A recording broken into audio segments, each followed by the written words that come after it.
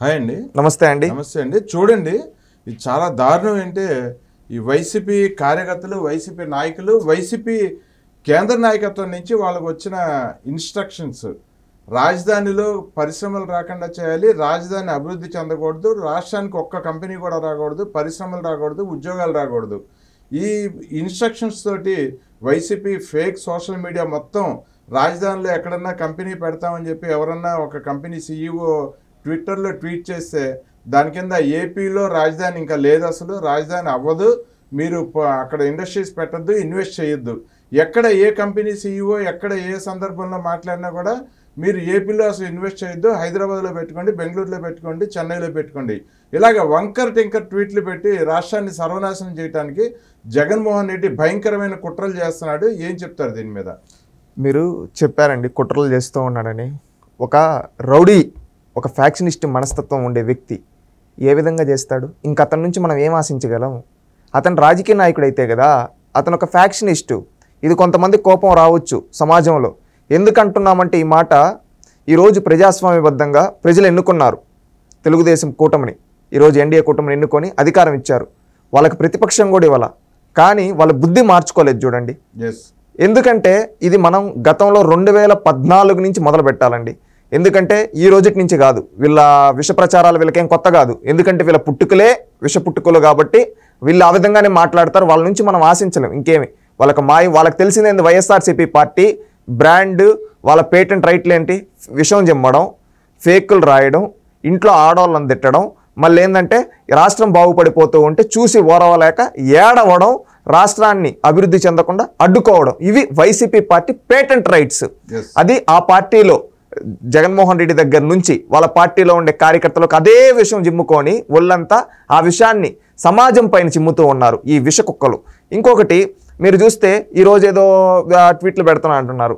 ఇది గతంలో కూడా 2014-19 మధ్యలో రాజధాని విషయంలో కావచ్చు, అదేవిధంగా పరిశ్రమల విషయంలో కావచ్చు, కియా విషయంలో కావచ్చు, అదేవిధంగా పట్టిసీమ విషయంలో కావచ్చు, ఇలాంటి రాష్ట్రానికి జరిగిన అనేక మంచి పనులు జరుగుతూ ఉన్నప్పుడు వీళ్ళు అడ్డుకున్నారు. జగన్మోహన్ రెడ్డి సాక్షాత్ అన్నాడు కదన్నా, కియా వచ్చినప్పుడు ఏమన్నాడు? ఎవరూ భయపడద్దండి, పెనుగొండలో నిలబడి చెప్పాడు, ఈ భూములన్నీ మళ్ళీ ఇచ్చేస్తాను, ఈ కంపెనీని పంపించేస్తానన్నాడు. మళ్ళీ అధికారంలోకి వచ్చిన తర్వాత సిగ్గు లేకుండా రిబ్బన్ కటింగ్ చేశాడు. మళ్ళీ రెండోసారి చంద్రబాబు నాయుడు ఓపెన్ చేసి మళ్ళీ రెండోసారి ఓపెన్ చేశాడు. అది జగన్మోహన్ రెడ్డి చరిత్ర. అంటే నోటికొచ్చింది మాట్లాడతాడు. ఏంటంటే అధికారం కోసం, అధికార దాహం కోసం ఎంతవరకైనా విషయం చెమ్ముతాడు ఈ జగన్మోహన్ రెడ్డి. ఆ రోజు కియాని అడ్డుకున్నాడు, పట్టిసీమనే ఉన్నాడు, ఒట్టిసీమ అన్నాడు.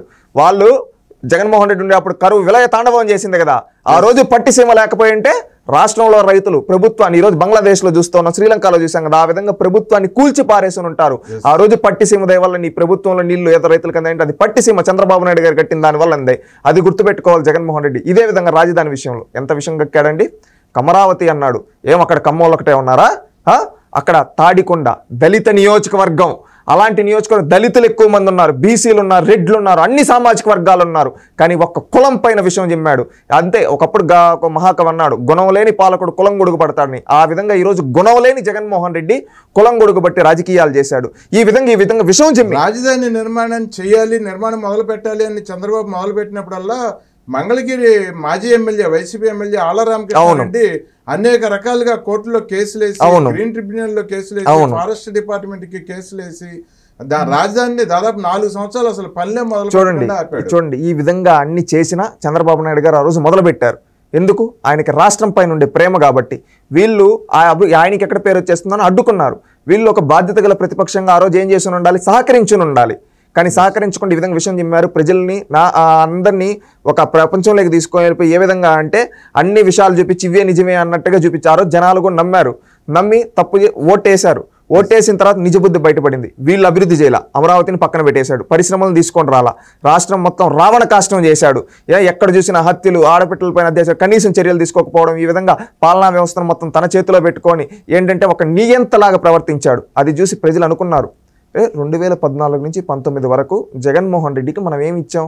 ప్రతిపక్ష స్థానం ఇచ్చాము. అతను అసెంబ్లీకి వెళ్లకుండా డుమ్మా కొట్టాడు, కోర్టులకు వెళ్ళి సంతకాలు పెట్టుకున్నాడు, ఏవో కొన్ని హామీలు ఇచ్చాడు. అప్పుడు చంద్రబాబు నాయుడు అంతా తప్పుగా చూపించాడు, మనం నమ్మేశాము. జగన్ ఏదో చేస్తాడని ఒక అవకాశం అని ఇచ్చాము. ఇస్తే వీడేంది నియంతలా ఉన్నాడు, నిజస్వరూపం తెలిసింది. ఇతను ఏంటంటే ఈ వ్యక్తి అనే వ్యక్తి ఉంటే మన రాష్ట్రం అభివృద్ధి చెందదు. ఇతను ప్రతిపక్షానికి కూడా అన్ఫిట్. ఎందుకంటే ఇతని గురించి గతంలో చూసాం కదా, అసెంబ్లీకి డుమ్మా కొట్టి ఈ విధంగా మనం గెలిపించిచ్చినా కానీ కనీసం పోకుండా బయట తిరుగుతూ ఉన్నాడు ఇతని కేసుల కోసం. ఇలాంటి వ్యక్తి అవసరం లేదని చెప్పి అధికారం ఇచ్చాము, ప్రతిపక్షం రెండూ ఇచ్చాము ఇతనికి. కానీ ఇతను ఏమీ చేయలేదు రాష్ట్రాన్ని నాశనం చేశాడు. మన బిడ్డలకు ఉపాధి ఉద్యోగ అవకాశాలు రాకుండా చేశాడు. మన చుట్టుపక్కల ఉండే భూముల్ని కబ్జాలు చేశారు ఈ కబ్జాదారులు అని చెప్పి ఈ విధంగా ఎక్కడ చూసినా ఆ ప్రజల్లో అంతా ఒక వ్యతిరేకత వచ్చి జగన్మోహన్ రెడ్డిని చిత్తుగా ఓడించారు. ప్రతిపక్షం కూడా లేకుండా 11 స్థానాల్లో కూర్చోబెట్టారు. మళ్ళీ ఇప్పుడు తెలుగుదేశం పార్టీ అధికారంలోకి వచ్చిన తర్వాత చంద్రబాబు నాయుడు గారు ఏం ఆలోచిస్తున్నాడు? ఆయన ఆలోచనలు ఎలా ఉంటాయి? రాష్ట్రాన్ని అభివృద్ధి చేయాలి. ఈ జగన్మోహన్ రెడ్డి 30 ఏళ్ల విధ్వంసం చేశాడు. ఈ విధ్వంసం నుంచి బయటపడేయాలంటే పరిశ్రమలు రావాలి. మన చదువుకున్న యువత పక్క రాష్ట్రాలకు వెళ్తూ ఉన్నారు. వాళ్ళకి ఇక్కడే ఉపాధి కల్పించగలగాలి. వాళ్ళ తల్లిదండ్రులతో పనిచేసుకునే విధంగా ఉండాలి. అదేవిధంగా ఒక్కొక్క ప్రాంతంలో మనకు ఒక్కొక్కటి ఉంది. ఇప్పుడు ఏంటంటే అడవులు ఉన్నాయి, దాన్ని ఫారెస్ట్ టూరిజం డెవలప్ చేయొచ్చు. అదేవిధంగా కోస్టల్ లైన్ ఉంది, అక్కడ మనం పోర్టులు పెట్టి కావచ్చు, ఇంకా టూరిజాన్ని అభివృద్ధి చేయొచ్చు, రివర్ టూరిజం అభివృద్ధి చేయొచ్చు. టెంపుల్స్ ఉన్నాయి, టెంపుల్ టూరిజం అభివృద్ధి చేయొచ్చు. అదేవిధంగా మన దగ్గర ఇండస్ట్రియల్ కారిడార్స్ అంటే హైదరాబాదు, బెంగళూరు, చెన్నై వీటన్నిటికీ ఒక కారిడార్ లాగా డెవలప్ చేస్తే విశాఖపట్నం టు చెన్నై, అదేవిధంగా హైదరాబాద్ టు బెంగళూరు, మధ్యలో ఉండే రాయలసీమ ఇటు కోస్టల్ ప్రాంతాలన్నీ అభివృద్ధి చెందుతాయని భావించి కేంద్ర బడ్జెట్లో కూడా నిధులు తీసుకొని వచ్చి దానికి కావాల్సిన ఇన్ఫ్రాస్ట్రక్చర్ అదేవిధంగా అనేక కంపెనీలను చంద్రబాబు నాయుడు గారు తీసుకొని వస్తూ ఉంటే ఈ రోజు ఏంటంటే జగన్మోహన్ రెడ్డి మళ్ళీ తన బుద్ధిని బయటపెట్టాడు, తన రౌడీ మనస్తత్వాన్ని. ఎందుకంటే ప్రజలు తన ఓడించుంటే ఈరోజు రాష్ట్రం పైన విషయం కగ్గడం కోసం ఇంకా ప్రజలేమీ నమ్మరు కదా. అందుకని ఏం చేస్తూ ఉన్నాడంటే డైరెక్ట్ పరిశ్రమలకి లెటర్లు రాయడం, పరిశ్రమల దగ్గరికి వెళ్ళి అక్కడ వాళ్ళు ఎవరన్నా సోషల్ మీడియాలో పెట్టుంటే అక్కడికి వీళ్ళ పేటీఎం బ్యాచ్లతో ఈ విధంగా పెట్టద్దని అని చెప్పి రాష్ట్ర అభివృద్ధిని అడ్డుకునే దానికి ప్రయత్నిస్తున్నాడు. ఎందుకంటే ప్రజల్లోకి వస్తే ప్రజలు మూతిపలు రాలగొడతారు. ఎందుకంటే గతంలో చేసినటువంటి ప్రజలు గుర్తుపెట్టుకో. అందుకని ఏమంటే ఇంకెక్కడ అడ్డుకోవాలి, ఇక్కడ ఏం చేయాలి? అందుకని కంపెనీలనే ఈ విధంగా రావద్దంటారు. అప్పుడు ఎవడైనా కానీ కంపెనీ వాడు చంద్రబాబు నాయుడు గారితో మాట్లాడి పెట్టాలని ఈ విధంగా ఆలోచించుకో ఉంటారండి. టక్కన వచ్చి ఒకరు వచ్చి ఈ విధంగా అంటూ ఉన్నారంటే వాళ్ళు కూడా ఆలోచిస్తారు కదా, ఏంటి స్టేట్లో 2 పొలిటికల్ పార్టీస్ ఉన్నాయి, 2 పొలిటికల్ పార్టీస్లో వీళ్ళు ఈ విధంగా అంటూ ఉంటే మనం ఇక్కడ పెడితే రేపు ఏదైనా భవిష్యత్తులో ఏమన్నా అయితే ఎవరు రెస్పాన్సిబుల్, అందుకని మనం ఎందుకులే అని కొంతమంది తలగ్గే వాళ్ళు కూడా ఉంటారు. ఆ విధంగా వీళ్ళు ఏం చేస్తున్నారు తెలుసా? వీళ్ళు గెలిచినప్పుడు ప్రజలకు చేసింది లేదు, ఈరోజు ఓడిపోయి కూడా చేసే వాళ్ళను కూడా చేయనీయకుండా అడ్డుకుంటూ ఉన్నారు. నేను చూశానండి, సాక్షాత్తు వైఎస్ఆర్సీపీ అఫిషియల్ పేజ్లో పెట్టున్నారు. సిగ్గుందా? అది సజ్జల భార్గవ్ పెట్టాడో ఎవడ పెట్టాడో నాకు తెలియదు. సిగ్గుందా? నువ్వు అడ్డుకునేది ఎవరిని? రాష్ట్ర భవిష్యత్తుని. ఈరోజు చంద్రబాబు నాయుడు శాశ్వతం కాదు, లోకేష్ శాశ్వతం కాదు, జగన్ శాశ్వతం కాదు, రాష్ట్రం శాశ్వతం. రాష్ట్రానికి వచ్చిన పరిశ్రమలు శాశ్వతం. చంద్రబాబు నాయుడు గారు మొన్న కూడా చెప్పారు ఒక మాట, ఏమనంటే నేను ఆ రోజు హైదరాబాద్లో చేసేప్పుడు కూడా కొంతమంది అడ్డుకున్నారు, కానీ నేను ముందుకెళ్ళి చేశాను. ఈ రోజు నేను అక్కడి నుంచి వచ్చేసాను, కానీ ఆ తర్వాత వచ్చిన పాలకులు కంటిన్యూ చేశారు, నాశనం చేయలేదు. అందువల్ల ఈరోజు అక్కడ దేశంలోనే అత్యధిక జీడిపి ఉండేది రాష్ట్రంలో తెలంగాణ ఉంది అని చెప్పి చంద్రబాబు నాయుడు గారు చెప్పినారు. ఈ రోజు ఇక్కడ జరుగుతూ ఉంటే ఈ రోజు వీళ్ళు అడ్డుకుంటూ ఉన్నారంటే వీళ్ళని ఏమనాలి? వీళ్ళు ఈ రాష్ట్రంలో పుట్టారా? వీళ్ళకి రాష్ట్రం పైన హక్కు ఉందా అంటూ ఉన్నాం. కనీసం ఈ రాష్ట్రంలో నిలబడ్డానికి కూడా అర్హత లేదు జగన్మోహన్ రెడ్డికి, జగన్మోహన్ రెడ్డి పార్టీ కార్యకర్తలకి. ఈరోజు రాష్ట్రం బాగుపడితే, పరిశ్రమలు వస్తే చంద్రబాబు నాయుడికి లాభం లేదు, రాష్ట్రానికి లాభం. ఈరోజు రాష్ట్రం యొక్క ఆదాయం పెరిగితే ఆ ఆదాయాన్ని మళ్ళీ మన పేదలకు పంచుతారు, యువతకి లాభం. ఈరోజు మాలాంటి యువత రేపు ఇక్కడ స్థిరపడితే నా రాష్ట్రం అని సగర్వంగా ప్రపంచం ముందు చెప్పుకోగలుగుతాం. ఆ విధంగా తయారు చేయాలని ఆయన 70 ఏళ్ల వయసులో కూడా నిన్న కూడా చూశాను, ఏంటి రివ్యూలు, ఏంటి తెల్లారితో పార్టీ పొలిట్ బ్యూరో సమావేశం, రాష్ట్రంలో ఏ విధంగా చేయాలి అని చెప్పి. అదేవిధంగా మధ్యాహ్నం 2 సమీక్షా సమావేశాలు, వ్యవసాయ శాఖతో కావచ్చు, రెవెన్యూ, ప్రతి ఒక్క శాఖతో ప్రతిరోజు సమావేశాలు పెడుతూ సమీక్షా సమావేశాలు. ఏంటి ఎక్కడేం చేయాలి, ఇంకా మనం ముందుకు ఎలా వెళ్ళాలి, మన రాష్ట్రాన్ని ఎలా ముందుకు తీసుకొని వెళ్ళాలని 16 గంటలు 18 గంటలు కష్టపడతా ఉన్నాడు ఆ వ్యక్తి ఇంత వయసులో కూడా. అలాంటి వ్యక్తికి సహకరించండి. నువ్వు రాజకీయం చేయి. రాజకీయం ఎప్పుడు చేయాలి తెలుసా? ఎన్నికలు ఒక 3 నెలలు ఉంది, ఎన్నికలు ఒక 4 నెలలు ఉంది, రాజకీయం చేయి, విమర్శలు చేసుకో, అది నీ యొక్క వ్యక్తిగతం. అంతేగాని ఇప్పుడు అభివృద్ధికి సహకరించు, అందరం కలిసి సహకరించి రాష్ట్రాన్ని అభివృద్ధి చేసుకున్నాం. ఈరోజు విభజన వల్ల మన రాష్ట్రానికి రాజధాని లేదు, దాన్ని నిర్మించుకోవాల్సిన బాధ్యత ఉంది. ఎందుకంటే ఈరోజు అడుగుతూ ఉన్నారు కొంతమంది, అమరావతిలో ఎందుకు కొత్తగాని? ఒకటి, ప్రపంచంలోనే ఫ్రమ్ ద స్క్రాచ్ నుంచి ఒక రాజధాని నిర్మించడం ఇదే తొలిసారి. అలాంటిది మనం ఒక నూతన ఆలోచనలతో రేపు 20 ఏళ్ల తర్వాత ఎలా ఉంటుందో ఆ పరిస్థితుల్లో మనం అభివృద్ధి చేసుకోగలగాలి. ఆ విధంగా చేసుకోవాలంటే ఒక ప్లానింగ్ ఉండాలి, అందరం సహకరించుకోవాలి. ఆ విధంగా ఒక మాస్టర్ ప్లాన్తో మనం చేసుకోగలిగితే రేపు భవిష్యత్తులో మన అమరావతి అనేది ఒక మాస్టర్ నగరంగా, అదేవిధంగా ఏంటంటే ప్రపంచం మన చూసే విధంగా మనం నిర్మించుకోవాలి. పారిశ్రామికవేత్తలు ఒక రాష్ట్రంలో వాళ్ళ పరిశ్రమను పెట్టాలి, కొన్ని వేల కోట్లు 100 కోట్లు పెట్టుబడి పెట్టాలంటే ఆ రాష్ట్రంలో ఉన్న రాజకీయ పార్టీలు ఎవరు, రాజకీయ నాయకులు ఎవరు, ఇవన్నీ కూలంకషంగా పరిశీలించినాకే అడుగు పెడతారు. సో ఇటువంటి పరిస్థితుల్లో జగన్మోహన్ రెడ్డి గురించి తెలిసే దిగుతున్నారు రాష్ట్రంలో. జగన్మోహన్ రెడ్డిని అసహ్యించుకుంటున్నారు, జగన్మోహన్ రెడ్డి ముఖం మీద ఉమ్మేసేలా ఉన్నారు పారిశ్రామికవేత్తలు. వాళ్ళు కూడా చాలా, ఈ జగన్మోహన్ రెడ్డి లాంటి వ్యక్తి అసలు ఇటువంటి రాష్ట్రంలో పుట్టడమే ఈ రాష్ట్రం దౌర్భాగ్యం. వీడిని రాష్ట్రంలోనే కాదు ఈ దేశంలో నుంచే తరిమి కొట్టాలని చెప్పే విధంగా వాళ్ళు కూడా స్పందిస్తున్నారు. ఒకటండి, కానీ పరిశ్రమలు పెట్టడం ఆగే ఉద్దేశం అయితే లేదు. ఏపీలో చంద్రబాబు నాయుడు గారి వెనకాల నడవటానికి కొన్ని వందల మంది పారిశ్రామికవేత్తలు వస్తూనే ఉన్నారు. మీరు చెప్పింది అక్షరాల సత్యం. ఎందుకంటే ఇప్పుడు ఎవరైనా కానీ పరిశ్రమలు పెట్టాలనుకున్నప్పుడు సెర్చ్ చేస్తారు. చంద్రబాబు నాయుడు గారు వరల్డ్ క్లాస్ లీడర్. ఒకప్పుడు 1995 ఆ రోజుల్లో ఇక్కడ హైదరాబాద్లో గుట్టలు ఉంటే ఆ రోజే బిల్ గేట్స్ దగ్గరికి వెళ్ళి అపాయింట్మెంట్ తీసుకొని అక్కడికి రండి అని చెప్పి మాట్లాడాడు. ఒక పొలిటీషియన్ తన ప్రజల కోసం ఆలోచించే నాయకుడిని చూసి ఆ రోజు బిల్ గేట్స్ గారు వచ్చి మైక్రోసాఫ్ట్ పెట్టారు. ఒక్కసారి మైక్రోసాఫ్ట్ హైటెక్ సిటీ నిర్మించిన తర్వాత హైదరాబాద్ రూపురేఖలు మారిపోయాయి. అదేవిధంగా చంద్రబాబు నాయుడు ఏంటంటే ఎప్పుడు కూడా రేపటి రాజకీయ ప్రయోజనాల కోసం కాదు, రేపటి తరాల కోసం పనిచేస్తాడు. ఆ విధంగా రేపటి తరాల కోసం పనిచేసే నాయకుడు అంటే ఎవరికైనా పరిశ్రమలకైనా ఆనందమే కదా.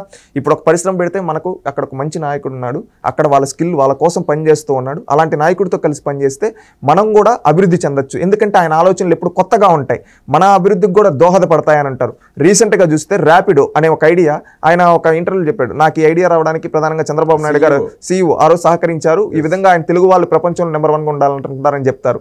అదేవిధంగా ఈరోజు ఎక్కడికి వెళ్ళినా కానీ ఈవెన్ ముఖేష్ అంబానీ గారు కావచ్చు, వీళ్ళు కూడా ఆ రోజు మా ఫ్యామిలీ ఈ విధంగా ఈ సెక్టార్లోకి వచ్చిందంటే అది చంద్రబాబు నాయుడు గారి యొక్క ఆలోచనలు పంచుకోవడం వల్ల వచ్చింది. అందుకని మేము ఎప్పటికీ కృతజ్ఞులై ఉంటామని. అంటే ప్రపంచ ప్రసిద్ధి ఇండస్ట్రియలిస్టులు కావచ్చు, కంపెనీ CEOలు కావచ్చు, చంద్రబాబు నాయుడు గారి యొక్క ఆలోచనలు మెచ్చుకున్నారు. అలాంటి నాయకుడు ఈ రోజు ఉన్నాడు. ఈ రోజు చెప్తున్నాం జగన్మోహన్ రెడ్డికి, జగన్మోహన్ రెడ్డి పేటీఎం కార్యకర్తలకి, జగన్మోహన్ రెడ్డి సోషల్ మీడియాకి క్లారిటీగా చెప్తున్నాం, మీరు ఎన్ని ట్వీట్లు పెట్టినా ఎన్ని చేసినా పరిశ్రమలు రావడం ఆగవు, పరిశ్రమలు వస్తాయి. మళ్ళీ ఈ రాష్ట్రంలో ప్రతి ఒక్క యువకుడికి ఉపాధి ఉద్యోగ అవకాశాలు తెలుగుదేశం పార్టీ కల్పిస్తుంది. ఈ రాష్ట్రాన్ని అభివృద్ధి చేసుకుంటున్న అందరితో కలిసి కుల మత ప్రాంతాలకు అతీతంగా రాష్ట్రాన్ని అభివృద్ధి చేస్తాడు చంద్రబాబు నాయుడు. సంక్షేమం అభివృద్ధి రెండు కళలాగా భావించి రాష్ట్రాన్ని సస్యశ్యామలం చేసే విధంగా ఇరిగేషన్ ప్రాజెక్టులు కంప్లీట్ చేసి ప్రతి ఒక్క నదిని అనుసంధానం చేసి పోలవరం పూర్తి చేసి అమరావతిని పూర్తి చేసి శ్రీకాకుళం నుంచి అనంతపురం వరకు ప్రతి ఒక్క జిల్లాని ఒక్కొక్క హబ్గా తయారు చేసే బాధ్యత తెలుగుదేశం పార్టీ తీసుకుంటుంది. ఖచ్చితంగా అభివృద్ధి చేస్తుంది. మీరు ఎంతమంది అడ్డుకున్నా తొక్కుకుంటూ పోతాం, అభివృద్ధి మాత్రం ఆగదు. తెలుగుదేశం పార్టీ లక్ష్యం అభివృద్ధి, సంక్షేమం. కక్ష సాధింపు అనేది తెలుగుదేశం పార్టీ చెయ్యదు. ఎందుకంటే ఈరోజు వాళ్ళు ట్వీట్లు వేసేవాళ్ళు, వీళ్ళు తిట్టేవాళ్ళు, వాళ్ళు కక్కేది విషయం చంద్రబాబు నాయుడు పైన కాదు, రాష్ట్రం పైన. రాష్ట్రం అమ్మ లాంటిది. ఒక్కసారి గుర్తు తెచ్చుకోండి, మీ అమ్మని మీరు తిడుతారా? మీ అమ్మని మీరు తిడుతారా? మీ అమ్మ పుట్టుకల గురించి మీరు మాట్లాడతారా? మాట్లాడరు కదా. అలాంటప్పుడు రాష్ట్రం గురించి కూడా ఆ విధంగానే ఆలోచించండి. అమ్మ లాంటిది రాష్ట్రం. మన అమ్మ ఏ విధంగా అయితే ఉన్నత స్థానంలో ఉండాలనుకుంటామో అదేవిధంగా రాష్ట్రం కూడా ఉన్నత స్థానంలో ఉండాలని ఆలోచించండి. ఇప్పటికైనా రాజకీయాలు పక్కన పెట్టండి, కక్షలు పక్కన పెట్టండి. రాజకీయాలు అనేది ఎన్నికల ముందు చేయి. ఇప్పుడు రాష్ట్రం కోసం సహకరించు. రాష్ట్రం ముఖ్యం, రాష్ట్రం శాశ్వతం. ఈరోజు చంద్రబాబు నాయుడు, లోకేషో, జగనో, పవన్ కళ్యాణో కాదు శాశ్వతం. ఆంధ్రప్రదేశ్ రాష్ట్రం శాశ్వతం. చేసిన మంచి పనులు శాశ్వతం. ఈరోజు చంద్రబాబు నాయుడు గారు పట్టిసీమ కట్టారు కాబట్టి పట్టిసీమ చంద్రబాబు నాయుడు గారు కట్టారని చెప్తాం. హైటెక్ సిటీ చంద్రబాబు నాయుడు గారు కట్టారు కాబట్టి హైటెక్ సిటీ చంద్రబాబు నాయుడు గారు కట్టారని చెప్తాం. అదేవిధంగా చేసిన కార్యక్రమాలు అనేది మనిషిని నిలబెడతాయి. అంతేగాని ఈ రోజు ఏదో డబ్బు కోసమో అహంకారం కోసం పదవుల కోసం అంటే పదవులు శాశ్వతం కాదు. గుర్తుపెట్టుకోండి వైసీపీ కార్యకర్తలారా, నాయకులారా. రేపు రాష్ట్రం బాగుపడితే దాంట్లో నువ్వు కూడా ఉంటావు, నువ్వు బాగుపడతావు. ఈ రోజు అడ్డుకోవాలంటే రేపు నువ్వు తినే మెతుకులు ఈ రోజు నువ్వు అడ్డుకుంటావు, అంత నాశనం అయితే నువ్వు నాశనం అయిపోయినట్టే కదా. అది ఆలోచించండి. మీ నాయకుడికి ఎట్టో బుద్ధి లేదు, మీరైనా మారండి, రాష్ట్రం కోసం మారండి.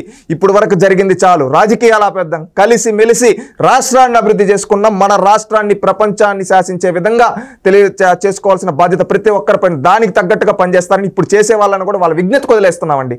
మారతారని ఆశిస్తూ ఉన్నా రాష్ట్రం కోసం. ఇది చంద్రబాబు నాయుడు గారి కోసం, లోకేష్ కోసం, పవన్ కళ్యాణ్ కోసం, జగన్ కోసం కదా, రాష్ట్రం కోసం మారండి. అందరం కలిసిమెలిసి పనిచేద్దామని మనస్ఫూర్తిగా తెలియజేసుకుంటున్నాను. ఓకే అండి. జగన్మోహన్ రెడ్డి చేస్తున్న వికృత చేష్టల వలన రాష్ట్రానికి తీవ్రమైన నష్టం జరిగే పరిస్థితి ఉంది. కానీ పారిశ్రామికవేత్తలు చంద్రబాబు నాయుడు గారు చేయి కలిపి ముందుకెళ్తున్నారు. రాష్ట్రంలో సంక్షేమం, అభివృద్ధి రెండింటినీ ముందుకు పరిగెట్టిస్తున్నారు చంద్రబాబు నాయుడు గారు కూటమి ప్రభుత్వంతో. చూద్దామండి ముందు రోజుల్లో జగన్మోహన్ రెడ్డి వికృత చేష్టలు ఇంకా ఎన్ని వెర్రి తలలు వేస్తుందో వాటన్నిటిని మనం ఇలాగే కౌంటర్లు ఇస్తూ ప్రజలకి చేరవేద్దామండి వాడి వెర్రి వేషాలని. తప్పకుండా అండి. ఓకే అండి, థ్యాంక్ యూ అండి.